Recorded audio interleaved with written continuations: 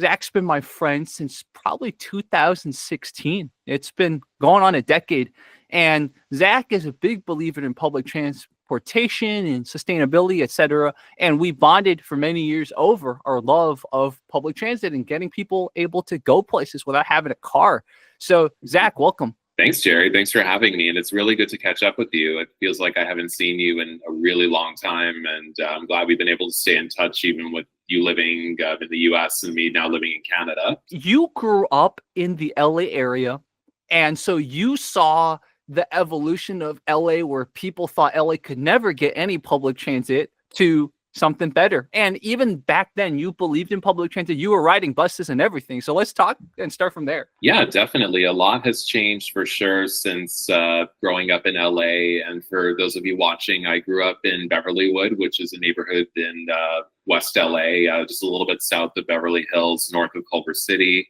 At the time, there was no rail nearby. It was only by bus that one could get into and out of the neighborhood. And from a pretty young age, I found that public transit gave me my independence, which was a very different narrative than most other people growing up, who generally wait to get a license and then start driving a car in order to find their independence. For me, having a bus pass was a really helpful tool to get to know the city, and also really just to kind of find my identity in the transportation world. So that was definitely a plus to growing up with that experience.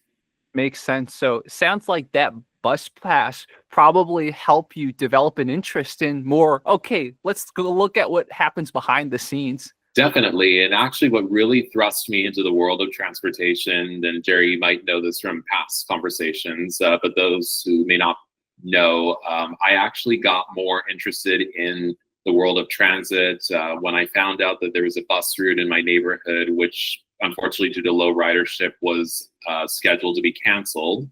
And at the time when I found out about this service change, I was maybe 15 and a half, not even 16. And I decided to attend a public hearing, which I'd never been to before. I had no concept of how it would work.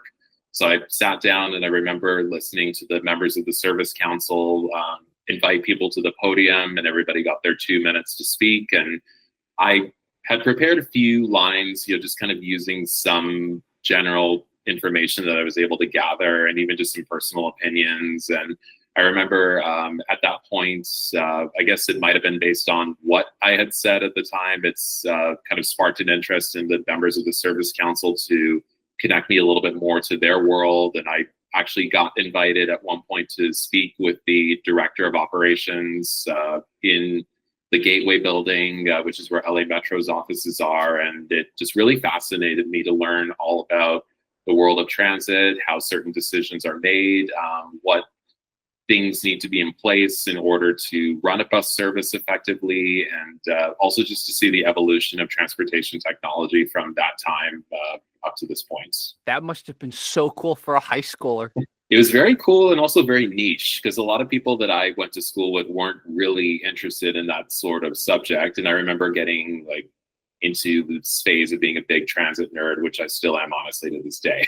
But just really wanting to learn, how is it that roads are designed? How is it that transit routes can be modified? How do we make decisions that are effective? And, what do you do when you do reach a point where you have a very limited budget and you need to cover an entire service area, but then that there's certain outliers that just aren't going to really work well with a standard bus route? And this is in the pre-Uber, on-demand shuttle technology days too. So a lot of it was done using very kind of, I guess, what we would call old school methodologies, very manual types of decision making, not always 100% data driven, simply just because a lot of transit agencies at the time couldn't capture real-time data, or they had very limited access to information that would help them to make decisions about what routes to modify, which routes to increase service on, or even cut altogether.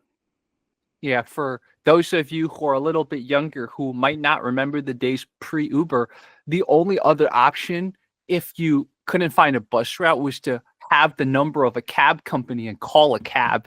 So I done that when I was in LA in 2012 visiting. Sometimes, especially when I was up in Beverly Hills, it was like, well, if no one can give me a ride, I have to call a cab. So I remember those days. It was definitely different. And then suddenly satellite technology, smartphone technology, it just revolutionized the ability to plan and to also transport.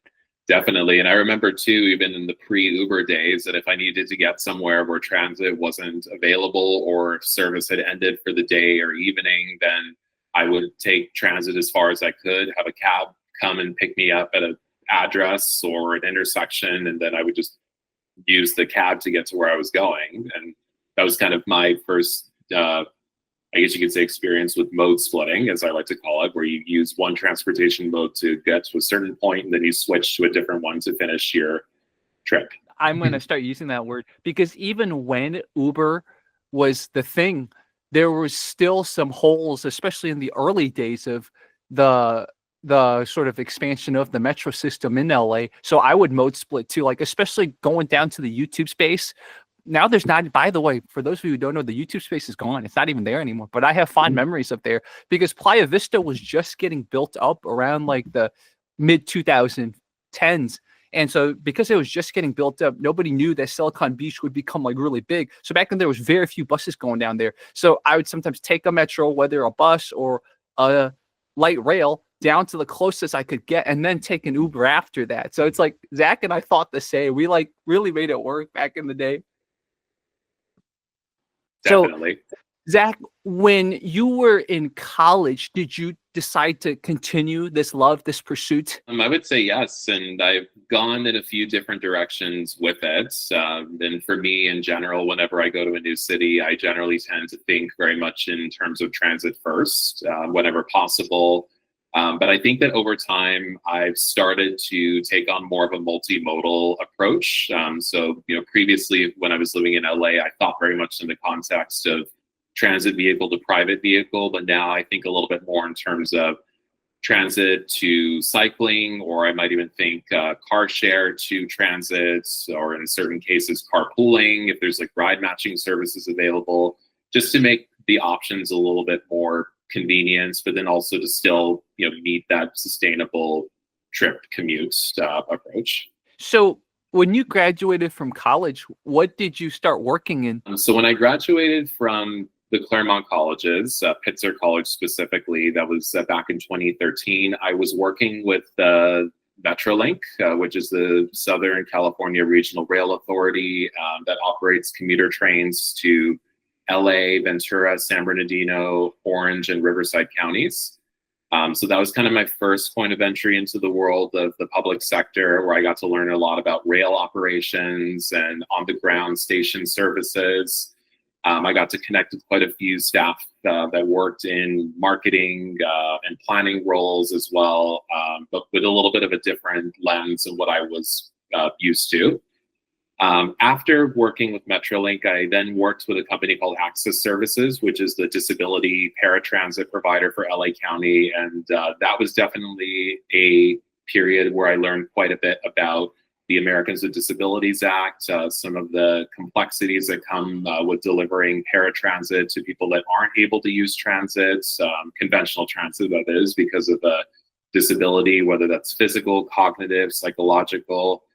I also got to learn quite a bit about flexible operations as well, because unlike operating a bus that has a direct route that goes from one point to the next, paratransit oftentimes requires a bit of critical thinking when it comes to designing a route where you may have to pick up multiple people that are going in different directions. You're typically working with smaller vehicles, and then when it comes to budget, it's also more expensive typically to operate paratransit, unless if you use a technology that's able to give you some smart technology information on how to route your passengers. So things like that definitely opened my eyes quite a bit, and I learned a lot from it just before moving to Canada to pursue my graduate degree in urban studies.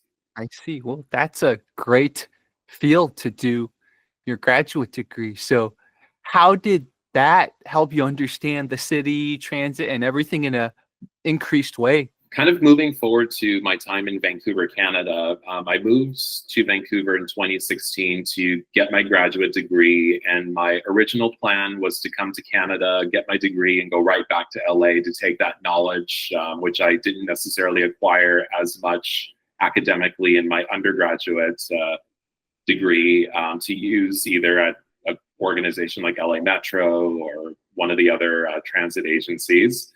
But I really fell in love with Vancouver because as a city, it's more of a medium-sized city, and it's designed in a very unique way in that a lot of the development was concentrated around our SkyTrain network, which for those of you that aren't familiar, it's essentially regional rail that operates using an automated technology, so driverless effectively, from the downtown Vancouver area out to some of our eastern municipalities in our region. So being here, I really decided once I had my feet a little bit more planted after grad school that I wanted to work for the local transit agency. And fortunately, I was able to get a job with Translink. That's the name of our transit operator for the Metro Vancouver region.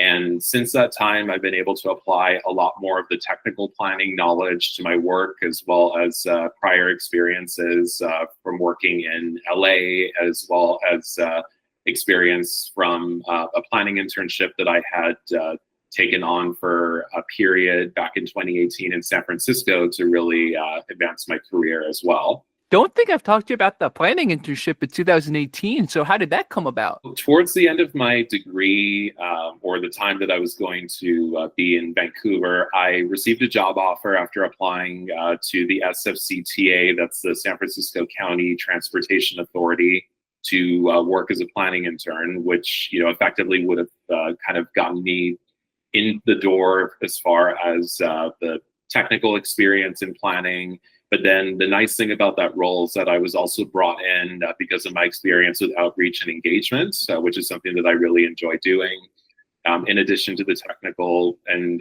analytical work. So I was able to get some exposure to district level studies and mobility management projects in the San Francisco area. And while ultimately I found that San Francisco wasn't really the city that I wanted to be in, I was blessed to have a really good team that taught me a lot of the things that I currently use in my work today. I also had a chance to really get a sense of how the local context in San Francisco differs, or even in some cases parallels what we experience here in Vancouver. And I think overall it was an experience that was helpful in kind of getting me to where I need to be today. It's so funny that you and I have very similar parallels because you've lived in big cities that have very different, but also you could see some similarities with their transit. Me too. Like I've lived in Chicago, I've lived in Philadelphia, and Philadelphia is close enough to New York. So I've seen New York's public transit system, and I'm in the DC area. My parents are too. So seen the DC area metro, and then of course living in LA. So you and I have had a variety of different networks of public transit to prepare. Of course, I've lived in China too, and China's invested very heavily in the past 30 years in their public infrastructure. So one thing that I think a lot of people in LA sort of argued against expanding public transit for so long, say, well, LA is so sprawled out. How are you going to build out different things, right? And I think probably as the younger people grow up, we just don't hear that argument too much. We're more like, it's still better than having nothing, right? Where do you stand on, okay, like sprawled out cities? How do you make the public transit efficient? I'll do my best to answer with the information I have available. I think a lot of it ultimately comes down to looking at the land uses in cities, especially in the areas around transit hubs. That could be bus exchanges, rail stations, or even just creating more multimodal facilities for people to be able to not just access a station by bus or train or by car, but also to really think about how they can get there by bicycle, by scooter, and other potential future modes to help them get to where they need to be. So in the case of a city that's already built outward, I would say that really focusing on creating a network, especially a core network of transit routes that are adjacent to denser housing is definitely one approach that I would take. And then for areas that simply aren't able to build up as easily, even looking at flexible shuttle services that are able to feed directly into those core multimodal hubs or transit facilities that make it easier for those people to connect is a very important tool. A big one, especially in the context of a large region, and this is something that even in Metro Vancouver, we're really pushing people to continue to do even after the pandemic, is to really let people work from home when they can. Because as much as we know that we want for people to be productive and to have that connection to their colleagues, if they're already in a position where they're working for an employer that's located, let's say, more than 10 to 15 miles away, then they're losing a lot of valuable time commuting to and from work. And so having that hybrid model where they can still have that connection with their employer, but then at the same time not be forced to go on the road and put pressure on the infrastructure every day, will make it a lot easier to not only improve the environments overall, but also really just the quality of life and work of people. That's all music to my ears. One of the things that I've been noticing, so my parents are in a suburb of DC, and in this area, there's very few third spaces. And third spaces, for those of you unfamiliar, it's probably a sociological concept, but it's entered into the public consciousness. It's basically places you can go to that are not just your workplace or your home, or if you're a kid that's educated, your school, right? So other places, for example, parks are big ones, community centers, places where people can gather. And there's very few third spaces here. There's one library, and then there's some coffee shops and stuff like that. But it's all just housing, suburbs. And again, this goes back to land use. It goes back to zoning that Zac mentioned. But to complete my thought, it's all just housing and a lot of roads. And I'm like, that's not good for people's health. It's not good for community building. And so when I hear someone advocate, when people can get stuff done from home, let them work remotely sometimes, that's like music to my ears. What you bring up is also very important for people that question, why is it that a city is building bike lanes? Why is it that we're removing lanes of traffic? A lot of it ultimately comes down to who and what we're looking to prioritize in our communities. Do we want to live in a community where we make it very easy to drive and allow for individuals to move around in a box effectively? That's kind of how I like to think of being in a car driving alone. Or do we want to create a space where people can actually be outside, where they're able to reach services more easily, where they're able to commute using other modes of transportation, and really just have an element of choice in how they're getting to and from work? And not just to and from work, but even to events, going out just in general to be closer to nature. There's so many amazing places that people can visit, but unfortunately, when you live in a city where there's not enough investment in the public realm, then you're ultimately going to be constrained in terms of what you can do and what you can see. And for those that are, for whatever reason, unable to drive, or if they were able to, they're no longer able to, what ends up happening when you wake up one morning and you say, I really need to get groceries, but there's no delivery services in my community and I can't leave my house because I can't drive. So that's really a big question. I think a lot of people who might be a bit skeptical of some of the decision making around taking away road space should also consider when they're thinking about the subject.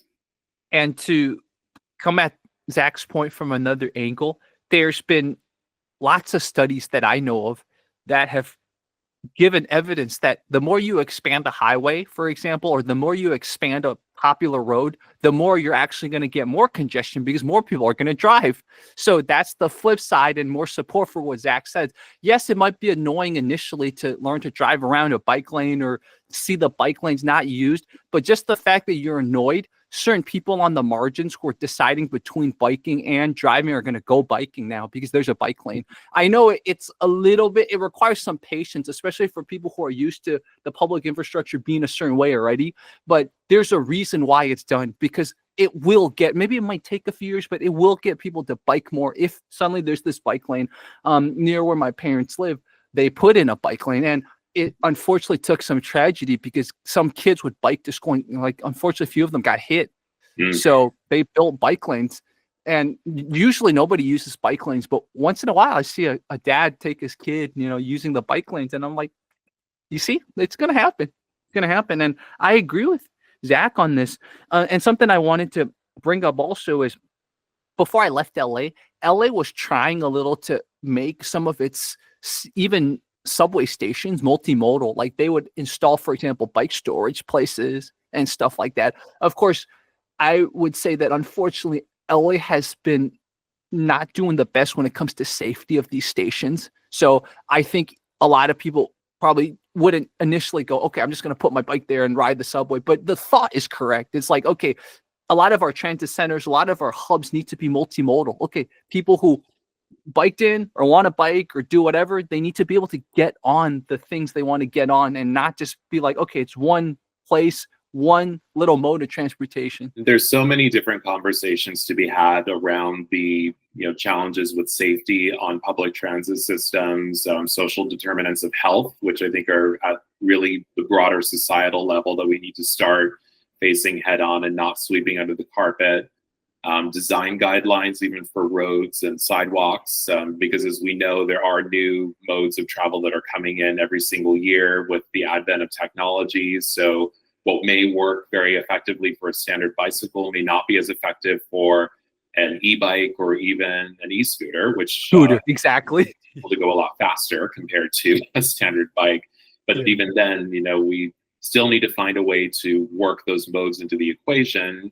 But a lot of it is ultimately going to come down to changing how we're designing our public realm to make it easier for people to move around and even for goods to move around, which unfortunately, like it or not, we do rely on products to come in and out of cities. We do have to use higher capacity vehicles, but there are definitely different treatments, and this is definitely a conversation for a different venue, but lots to consider for goods movement as well. To the extent that you could talk about it, what is your current kind of focus, your current specialty? So my current focus is really on managing travel demand, and that can go in a couple of different directions. One is kind of the programmatic elements, where you create different programs for commuters, discretionary travelers, residents of new buildings to encourage them to drive less.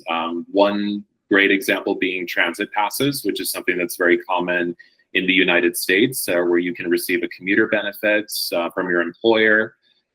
In many cities in Canada as well, although unfortunately in Canada it is a taxable benefit, unlike the United States. You are also able to receive transit benefits or credits in order to encourage staff to not drive to work. There's also some minor infrastructure treatments that can be done as well when working with partners such as cities or even not-for-profits, or in certain contexts, there might even be other external service providers that work with the local transit agency to be able to offer services such as carpooling, van pooling, independent shuttle services, and bike share, to help make that connection to a particular destination easier to do compared to getting in a private vehicle and driving alone to where you need to get to. Have you noticed a difference in attitude between an average Canadian and an average American when it comes to public transit and whole nine yards?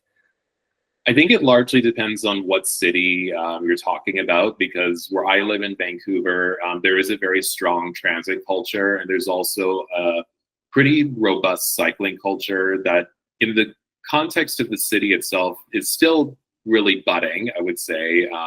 In the central core, there's a very pro-cycling culture.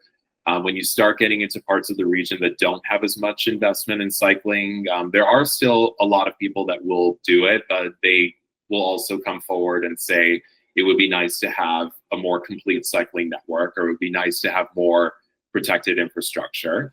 So whether you're in the US or Canada, I think it really just comes down to your community and also the land uses. If you have a community that's been designed to accommodate cycling, transit, walking, then it's going to be a lot easier to do than if you're living somewhere where unfortunately there may not be as much access to those different modes. So I'm sure when you studied urban studies, you learned about sort of zoning laws in America, zoning laws in Canada, and stuff like that. So to let people know very briefly, again, I have a very cursory understanding of it, but American zoning laws come from a case that involved someone or a town called Euclid. And so it's called Euclidean zoning. And is Canada similar in its zoning, or is it completely different? Canada has a pretty similar approach to the United States with a lot of the basic zoning requirements, although each city is a little bit different. Some are more flexible than others, and particularly in British Columbia, where I live, there are a lot of changes going on at the provincial level to push cities to amend some of their zoning bylaws, and even just to update their official community plans to allow for denser housing. And that doesn't necessarily mean that every city has to build a tall tower, but it does mean that cities that might ordinarily only allow for single family housing may need to start allowing for duplexes, triplexes, or fourplexes to be built.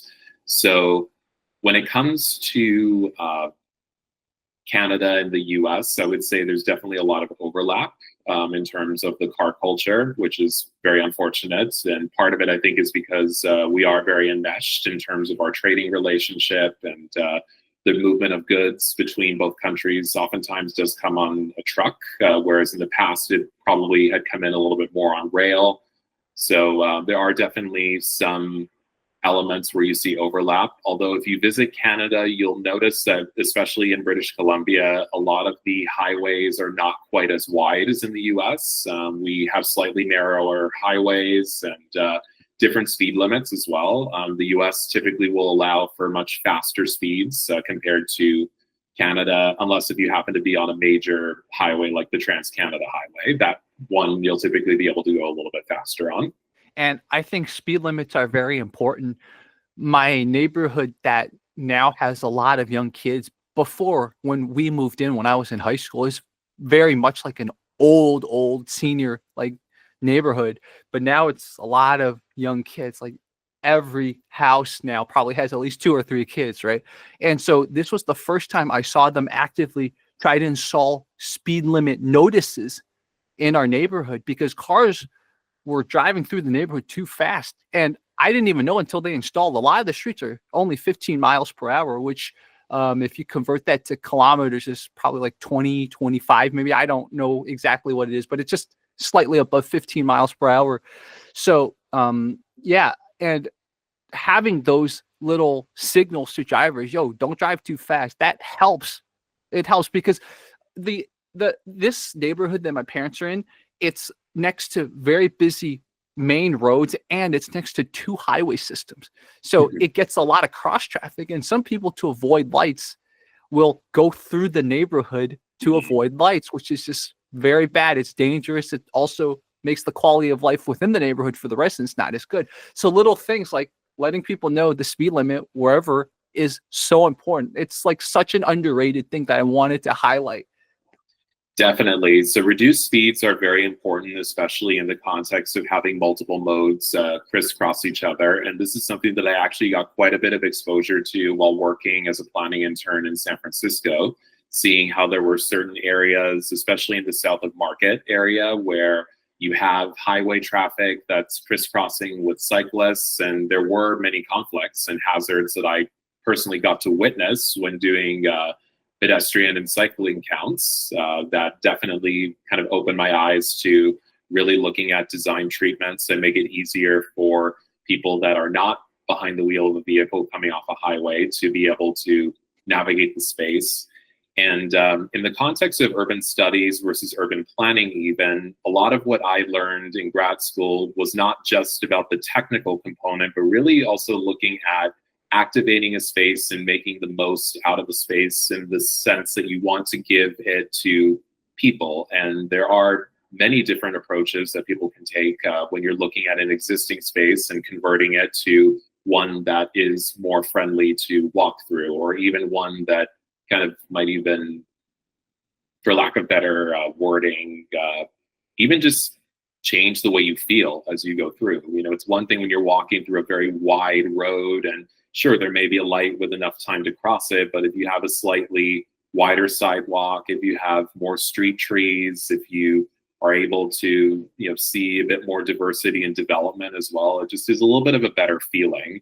And that development, especially for those who may be watching and are wondering, you know, how can my city create a space where we're not completely surrounded by towers, or we're not, completely flat in terms of our zoning or housing. Scaling that development back, really building the denser development around transit hubs. But then as you slowly kind of go back a little bit, after you get out of what we would consider to be a walk shed to transit, you can start to look at multifamily housing or duplexes before you then ultimately segue into single family. And so there's that kind of softer scaled approach where you're still able to create enough space for people, but then at the same time, you can also have different types of housing available for people to choose from. There's a term that Zac is talking about basically in between the single family homes to the apartment complexes, right? Some people call it, I believe, the missing middle.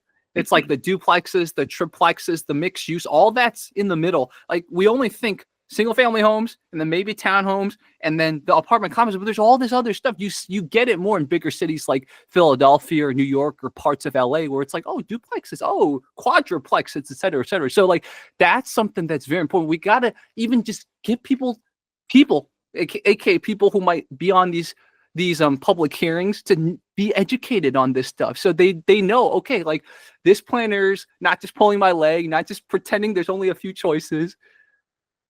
Exactly. And, the reality is, even with all the information out there, there are people that inevitably are just not going to agree on everything. So there might be somebody who says, yes, let's densify. And then there's others that might say, I don't want my neighborhood to change. I want this to be the neighborhood that I grew up in. Don't touch it. Let it be. So, that missing middle component, I think, is a very important one that's not discussed openly enough because inevitably, it can't always be the single family to tall tower extreme. We really need to also think about types of housing that might have been permitted in years past, such as bungalows. That was a very kind of cool type of housing that was built, especially in the LA area, but unfortunately were outlawed in many ways by zoning and were discouraged even by the types of housing developments that became more prominent as you started getting into the post-war years.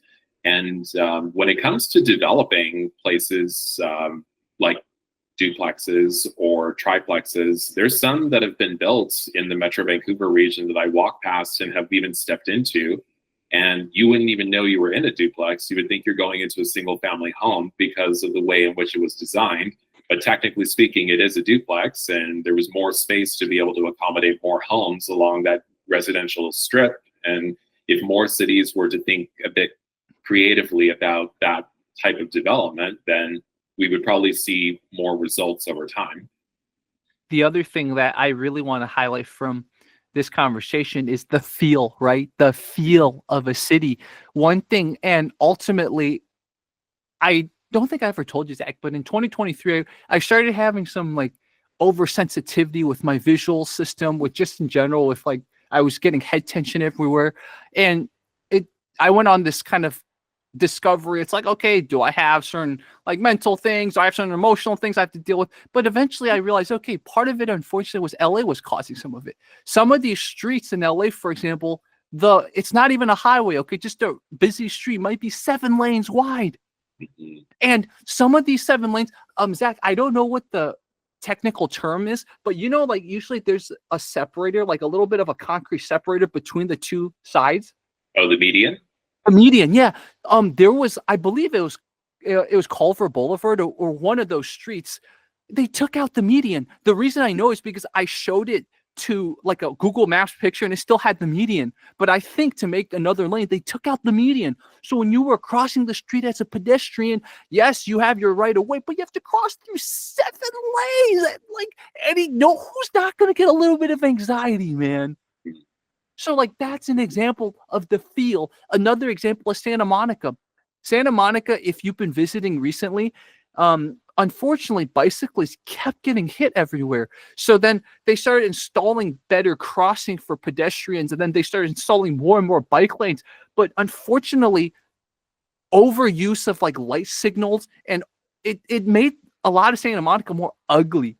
So their intentions were good, but the aesthetics, the execution was so poor. So again, I I've wanted to rant about this for a long time. I finally found someone who understands it both from a practical and a theoretical academic perspective. The example that you brought up about removing the median, that type of decision making, especially if you're only thinking in the context of somebody who is fully able-bodied, can be very challenging, or even for those who are neurodivergent.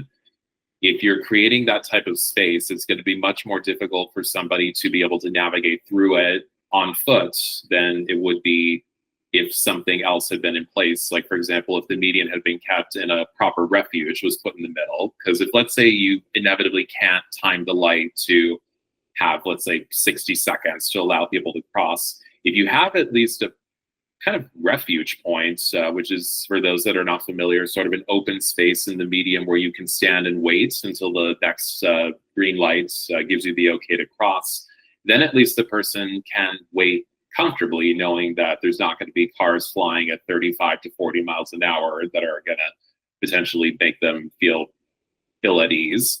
And with Santa Monica, what I find interesting as well is that for many years on Ocean Avenue, there were a lot of conflicts between cyclists and cars. And even with transit, I remember being on board public transit and being delayed simply because there were no effective treatments to give transit priority or to even give cyclists priority.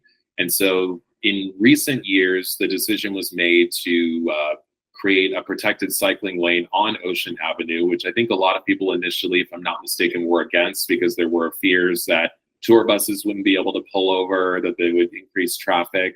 But just kind of seeing the effect and having used it myself when riding a bike as well as a scooter, I feel a lot better navigating through the space, knowing that there is protected infrastructure. And even though I do see that there is a bit of traffic backup, it still does kind of put the person behind the wheel in a position to have to think a little bit more in terms of navigating through the space. Or even if the trip is over, just saying, do I need to come here by car next time? Can I come by bicycle? Can I use public transit? Can I carpool with somebody or use an alternative service rather than going straight to driving alone in a private vehicle? Those bike lane separators often are hit by cars. It's like people in LA definitely still have a learning curve as to how to not turn into the bike lanes, how to not hit, what do you call them? Separators? How to not hit the separators. I'll call them separators. Well, it depends what is used. There's some cities that will use concrete to separate lanes, and then there's others that choose to use bollards, which, you know, depending on what type you use, can be effective. Or unfortunately, some of the ones I've seen the city of LA use look a little bit cheap. So I would definitely say for those who are in a position to plan future cycling routes, definitely take advantage of residential streets that may not require as much treatment. Or if you are going to use bollards, you know, just really invest in technology that actually is effective and will remind motorists that are on the road that there are people on bikes and that they need to slow down. And, you know, really, I just learned a new term, by the way, bollard. I'm literally writing it down as you. Sorry, I totally interrupted you, but like you taught me a new term. I've always wondered what that's called. It's called a bollard. No worries. But, you know, really, and I think for those that are driving, the big key is just remembering to slow down. That's the whole key. When you're in a position where you're behind a vehicle, even if 30 miles an hour may not feel that fast to you, to those that are in front of you, 30 miles an hour feels like it might as well be 60. So just reminding yourself to slow down and really just giving yourself the opportunity to be able to think and make a decision around whether you want to stay on that road or maybe divert and go into a different one where there may not be as many conflicts. Exactly. Man, so much to talk about. It's so glad to have you here. One of the things for people who lived in Santa Monica maybe recently but not in the past is that they, I think, did a good job when they rebuilt/renovated the incline. The incline is the little street you can use to go down to the highway. But before, I believe going up the incline was 2 lanes, but they took out one of the lanes to make a walkable little path. And so at least for a few years when I used to go to the beach a lot, since I lived right there by the incline, that incline was awesome. Like, that's an example. Yes, you reduced one of the lanes, but you made it more walkable. And from my understanding, for people who used to drive back when the going up was 2 lanes and there was not an extended wider sidewalk, it was jammed anyway. So it wasn't like the 2 lanes, because again, it goes back to that thing we talked about earlier. Sometimes you add lanes, you add cars. Exactly. And this really kind of drives home a lot of what I do currently in my role, which is really having people think critically about making decisions whenever they possibly can around what mode that they choose. And for those of you that might live in a city where driving is sort of the primary mode, if there is ever an opportunity to take 1 trip or 2 trips in your day, let's say if it's on a weekend even, and you are able to get on the bicycle to do it instead, even if it does take a little bit longer, or if you are able to share the ride when you are driving, those small steps in decision making make a huge difference when we all come together and do it. And as people really start to evaluate what kind of quality of life they want to have when living in a community, if you're able to make those small choices and take those small steps, it'll ultimately make your life and the life of your community that much better overall. One recent development, I think that it's very unique to LA, is as the, forgot which line, it's called the A line. As the A line keeps getting extended further and further to Azusa and beyond, I think some of that's actually going to be parallel or almost parallel to the Metrolink, right? So I believe there was discussion, okay, how do we reconcile that? And how do we, not overlap and take away each other's business and stuff? Have you been looking into that at all? I know anecdotally there were some conversations in the beginning about Metro fares being a lot less than Metrolink and it potentially contributing to ridership being diverted away. But the fact is the alignment for Metrolink is a little bit more direct going into the downtown core versus the A line, which is going to cut a little bit through the northern part of the San Gabriel Valley before it ultimately comes back down into Union Station and then goes further south into Long Beach. So I think at this point, it's in a better position to complement Metrolink than it is to take away from service. And for those who may not have necessarily been able to commute as easily from the Pasadena, Altadena area going east into Pomona or San Dimas, Covina, all of that. I know I'm going a little bit backwards here for those who can be following. Just having that option to be able to get that much closer to Metrolink service, I think is going to be a lot better, because if you need to go further, then at least you have a choice versus before where certain commuter or peak only buses were available during the week, which did as best as they could, but didn't necessarily have as attractive of a service to offer. It makes a difference for sure. Yeah. And basically, I'm just going to sort of invent a phrase, what Zac's thinking about, and it's something I agree with. You got to think transit abundance. So you don't go, okay, well, these two, they might complement each other, but they might compete. You got to think, okay, it's good for the commuter to have maybe another option. I give 2 examples. In New York, for example, especially in Manhattan, there's many ways of getting to places. Different lines can almost get you similar places. It's not like it reduces, right? It just gives people who are commuting more ideas. Same in the DC area. There's certain stations, there's multiple lines crisscrossing. It doesn't, people never go, oh yeah, well, this will reduce. It's not like that. Like, commuters should be able to be like, okay, I have this way. Okay, this way is a backup, right? That's good. That would actually encourage people. So like, I'm encouraging people, again, I just invented this term, think in transit abundance. Don't go, oh, we only need one path. Have multiple paths potentially that do slightly different things, because it might give people more options who need the different options. Definitely. And service duplication is actually a very interesting topic in service planning, because there are certain transit agencies that try to avoid any type of duplication because it simply isn't cost effective. And if you are working with a limited budget, or if logistically you're finding that having too many routes going together in sync for too far isn't effective, then it may make sense in some contexts to separate them. But that there are also examples, especially in the area where I live, where there is a bit of service duplication along a core part of our downtown area.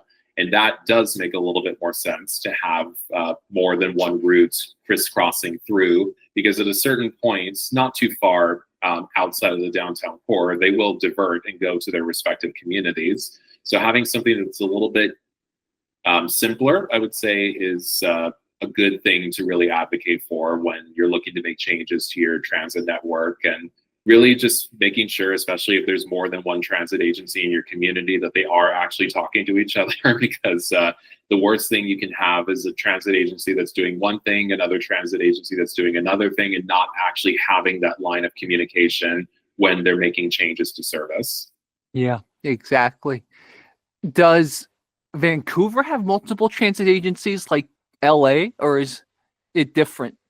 So up here in British Columbia, it's very different compared to LA County and even the state of California as a whole, in that we have VCTransit, which is the transit operator for the province, except for the Metro Vancouver area, which is where Translink, which at one point was VCTransit, but ultimately separated and was created in a little bit of a different context, came to be. And it's interesting being in an environment where we don't have multiple transit agencies kind of crisscrossing, and it's nice in some ways, actually in many ways, to have one simple fare card to be able to access rail services, bus services. We even have C-bus service that connects our North Shore to the downtown area, that can be paid for using one single compass card, as we call it up here. And then you have examples, especially outside of British Columbia, where there are more than one operator that are covering different spaces, different communities within somewhat crisscrossing, depending on what city or province you're in. And even in the US, we've seen examples like in New York, where you have one primary transit operator, and there may be some from the outside that come in and provide commuter services, but by and large, it's mostly one that's operating. There's pros and cons to each setup. I know with LA, it definitely could be very complicated, especially in the pre-tap card days. That was definitely a very difficult one to try and navigate with the paper bus passes, paying transfers. And so I think they're trying their best to coordinate as much as they can, but it inevitably is just the consequence of some of the decision making that was made in the post-war years, and with the removal of streetcar services, and with some changes in the transit landscape as bus service became more prevalent in different communities. Yeah. What was your favorite class, or did you have a favorite class when you were studying urban studies? So there were a couple that I really enjoyed. There was one that I took, actually, it was technically a planning course that I took at the University of British Columbia, which was part of my degree as a visiting student through what's called the Western Dean's Agreement. That one was called Transportation Planning and Policy. And what I really liked about it is that I got to pick up the technical knowledge, but then I really got to learn quite a bit about the policy elements that go into planning and key considerations when you're looking at emerging services such as autonomous vehicles, which is a project that I'd worked on with a group during my time in that class. And I really enjoyed it because at that time I was also just entering into my planning internship. So a lot of what I was learning there was able to be transferred over to what I was doing in San Francisco. And another class that I really enjoyed as well, which the title unfortunately escapes me. It was at Simon Fraser University during my first year. That course had to do with governance in Metro Vancouver. And so I got to really learn a lot about the local context in the city of Vancouver, Vancouver's region. I got to learn quite a bit about the history leading up to where the city is today. I also got to really delve into why Vancouver does not have a highway system that cuts right into the city, unlike some of our other neighboring municipalities, which was really, really fascinating to learn about. So I think those two really played a big role in my interest in the field of transportation as I'm in it today. Living in Philly for a few years, both for college and after college, one of the things that I learned was Philadelphia, the city, its central core is almost like a square, but the highway cut through the northern part of it, but it didn't cut through the southern part because a lot of the local residents fought for it. So South Philly / that area that's from like downtown to South Philly, that area actually has a lot of community. Like people from South Philly actually know their neighbors and like they're very cool. By the time I left Philly, I made a lot of friends from South Philly. I was like, man, I like spent, because University of Pennsylvania was in West Philly, and then I lived in Old City and stuff like that when I was working. But yeah, I was like, man, I if I knew, I would have lived in South Philly. But I want to emphasize that because highway systems, unfortunately, it happened in DC, it happened in Philly, it happened in LA. They break up neighborhoods or prevent neighborhoods from growing. And in DC, in Philly, and in LA, one of the casualties was the Chinatown. All three cities, the Chinatowns got destroyed by the highway system. Technically, DC's it wasn't completely the highway. It was also, they built a convention center there right next to Chinatown. But in LA and in Philly specifically, the highway system prevented further growth of the Chinatown. Yeah, and it's interesting actually if you look at the history of the Chinese and Chinese American population in LA. Union Station, which was a major development, at one point was a part of Chinatown. I believe most of the residents there were actually forced out to allow for construction of the future train station into the current Chinatown that's been set up. And one of the interesting things as well about highways, and I personally would recommend watching a documentary called East LA Interchange, is really looking at not just what it does to communities, but also when you look at the land that has to be acquired to even put a simple highway setup in, just how much housing it takes away from people. And seeing what was done to communities in the late 40s, 50s, 60s, 70s, and even going into the 1980s, if you look at the construction of the 105 freeway, just how many homes had to be taken away from people to make that work. And even with some compromises, it creates lasting damage to communities. And then inevitably, in some cases, you may have communities that are split in half because of a highway. You might start to see increases in crime because there's simply no longer that investment in the community. People leave as well; they go elsewhere. So it's one of those things where, for me, like I understand why there was such a push to do it, but then the longer term casualties to me just made it so that it really wasn't entirely worth it in many contexts in the LA community. So what did Vancouver do different? Did the community kind of prevent it? What happened? So there were a couple of things. One is strong community opposition to completing a freeway network, because there were a few things that had started already, such as the Granville Bridge, the Canby Bridge, I believe, as well. Granville was the one that I remembered learning about that was eventually going to become part of the future Vancouver Freeway. But then one reality that came to be as time moved on is that there just simply wasn't enough funding either to really make it into as robust of a freeway as it could have potentially been. That, coupled with the community opposition and also just the impact of having a community in Vancouver called Hogan's Alley destroyed, I think really just caused a lot of people of different backgrounds and cultures to kind of say to themselves and even to their politicians that we don't want this. And politicians thankfully fought back and were able to prevent that future project from coming to be. That makes sense.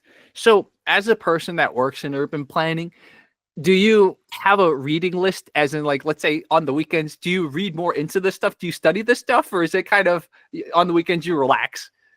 I think these days I generally tend to relax a bit more. But for those that are interested, especially in learning about built environments, I could definitely send you, Jerry, a list of books that I read during my time when I was in grad school. There's one author and activist in particular that some of you who are watching may know, whose name is Jayne Jacobs. Jayne Jacobs has lived in both the United States and in Canada, and in many ways was involved in opposing a lot of the road expansion, highway expansion in New York. And she has a really fascinating history and take on the creation of cities. So I would definitely recommend reading about her and even just reading some of her works in order to get a better understanding of built environments and some of the consequences that come with road infrastructure expansion. That's awesome. Yeah, I will write it down. And if you have a list to send me, I'll put in the description for the future too. This is fascinating. I guess my final question for you, this is a more theoretical question. Where do you think cities will be in, let's say, 20 years? Is the trend that more people go to cities, or do you think more people are going to try to almost like shy away from bigger cities and maybe live in smaller communities? Where do you see the trend there? It might be overly theoretical, but Well, I think it largely depends on which population you're working with. If we're looking at younger individuals, I would say that there's definitely a migration into cities. There's a little bit more retention in cities as well, since there's now more emphasis on working closer to where your employer is based. Also, just more of an embrace of the public realm, living in a place where you can walk to where you want to go, where you can spend time with friends rather than having to get in the car and go everywhere. That's a big one. As we start to learn a bit more about aging in place, or even for those who aren't necessarily able to age in place in their home and might have to go and live in a retirement community, building those communities closer to resources in the city. I think that that's definitely a trend that we're going to start to see and have already started to see happen. The one thing that we do need to be careful about, and this is something we didn't get to touch on as much, is affordability in cities and creating economic conditions that allow for people to stay in the city that they want to live in, even if they can't necessarily buy into the market. So, just thinking a bit about how we can still densify, how we can still create community that allows for people to actually be part of the community rather than having to leave and go elsewhere, which might be further out from the core city. yeah, that's a good topic that I didn't even really think about, but it's a great topic. Maybe we should do in another conversation because, yeah, I definitely have anecdotes on that. I mean, Santa Monica is the perfect example. So yeah, we'll talk more about that in the future. Wow, yeah, that opens up whole topics like rent control, all this stuff. So yeah, we'll have to save it for another conversation because we already had a really great conversation, and then this is why I enjoy talking to you, Zac, and I enjoyed bringing you on to talk more in the future. Yeah, definitely. I'm really glad we got to reconnect. And if you ever want to have somebody that I know in Vancouver that works a little bit more closely in housing and housing policy to come and provide some comments, I'd be more than happy to invite that individual or a couple of individuals for a chat to be able to really expand on some of the housing related components that we didn't get a chance to talk about with respect to rent control or certain policies around tenant protection, home ownership, certain requirements even at the provincial and federal level around foreign investment. I think those are all some really important conversations to be had. And yeah, eager to share more as time goes on. I agree. And I definitely want to meet some of your friends who have that specialty there, that expertise there. So yeah, that sounds like a great plan. Great. Awesome. Everyone, this was Zac. Zac will be back, and leave your thoughts, leave your comments, leave your questions about transit, about urban planning, about accessibility, etc. Zac will be here and we'll do our best to kind of address some of the thoughts and questions, comments, etc. for future talks. Sounds great.